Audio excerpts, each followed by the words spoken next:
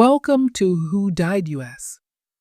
Today, we bring you the latest from across the nation as we reveal the stories of those who have passed.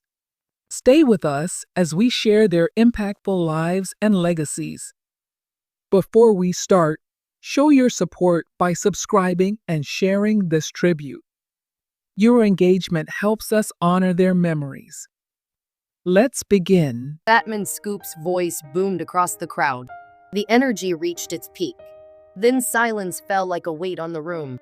The larger-than-life rapper collapsed in the middle of his performance on August 30, 2024, at Town Center Park in Hamden, Connecticut, sending shock waves through the audience. Moments before, they had been chanting his name. At 53, Fatman Scoop, whose real name was Isaac Freeman III, was a titan in the world of hip-hop.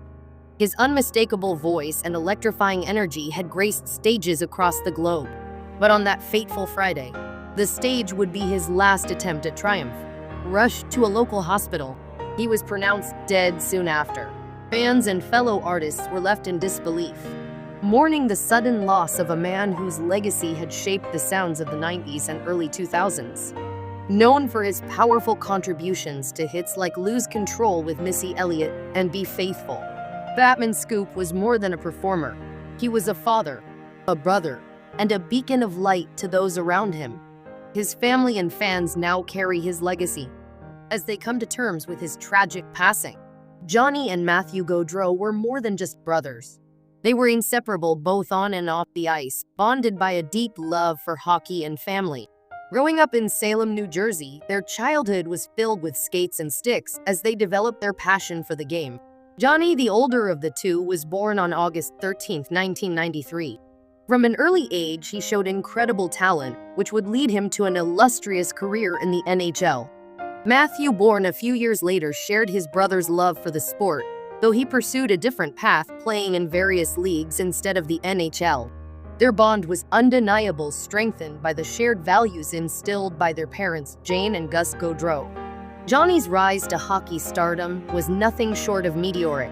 After playing college hockey at Boston College, where he won the Hobey Baker Award in 2014, he was drafted by the Calgary Flames in 2011.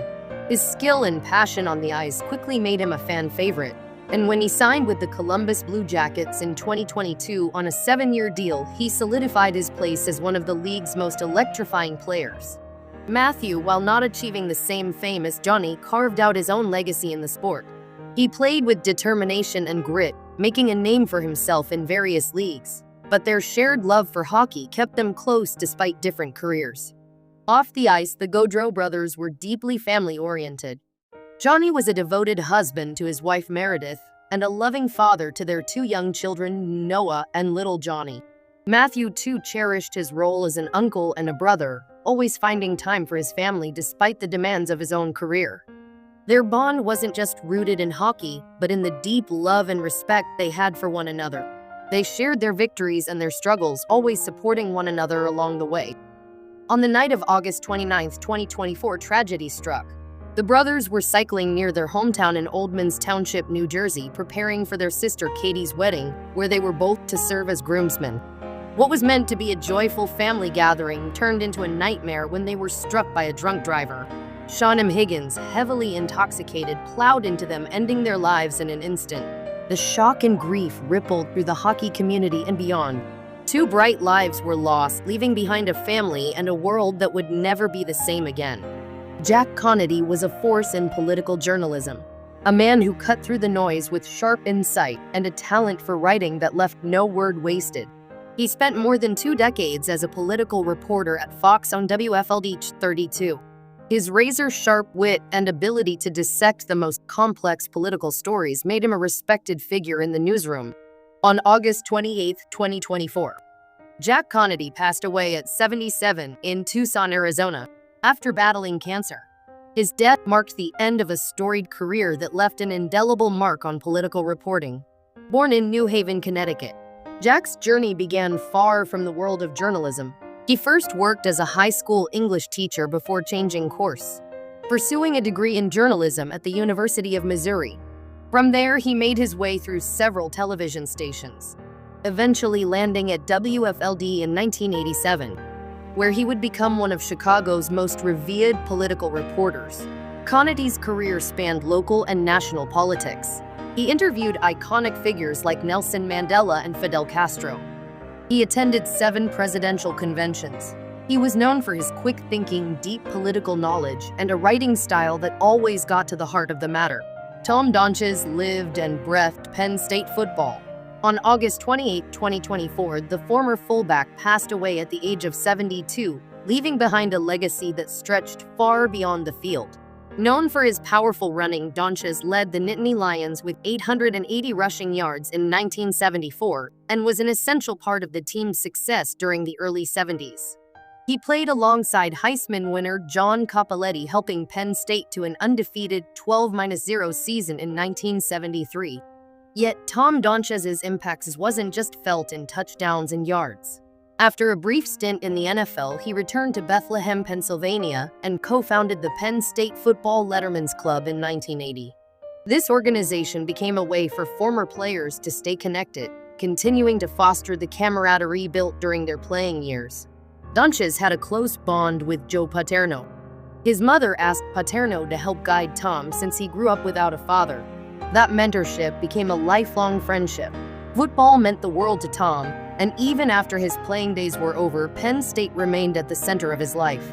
His legacy continues to inspire all who knew him and the program he loved so deeply. Stephen Freese was a man who spent his life in service to Wisconsin. His journey began in Dubuque, Iowa, but his heart belonged to Hazel Green, where he attended high school before graduating from the University of Wisconsin-Platteville. Freese became a respected figure in local politics. He served as a town officer and on Grant County. He was elected to the Wisconsin State Assembly in 1991, where he spent over a decade advocating for his community until his defeat in 2006. On August 28, 2024, Stephen Freese passed away. He left behind a legacy of dedication and public service. Andrew Clifford Greenberg, who was a pioneer in video game development, has passed away. He died on August 28, 2024, at the age of 66. Greenberg co-created Wizardry, one of the first role-playing video games for personal computers, alongside Robert Woodhead. His work extended to the production of Q*bert and several later Wizardry games in the 1980s. A graduate of Cornell University, Greenberg was also known for his proficiency on the tuba. After a successful career in patent law and serving as general counsel for a renewable energy company in San Francisco, he left behind a lasting legacy in both gaming and intellectual property.